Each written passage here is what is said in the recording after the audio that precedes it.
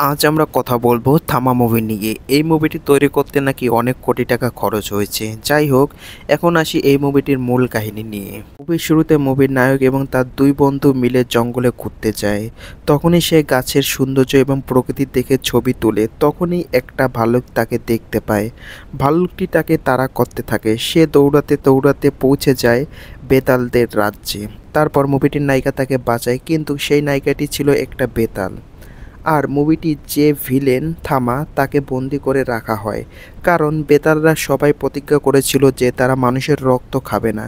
কিন্তু থামা এটা কিছুতেই মানতে চায় না, সে মানুষের রক্ত খাবেই।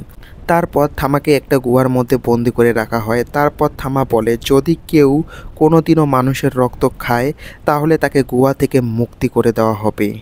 আমাদের মুভির নায়িকা নায়ককে বাঁচাতে গিয়ে অবশেষে সে নায়কের রক্ত খেয়ে ফেলে এবং নায়ককে বেতাল বানিয়ে দেয়, যার কারণে নিয়মটি ভেঙে যায় এবং থামাকে গুহা থেকে মুক্তি করে দেওয়া হয়।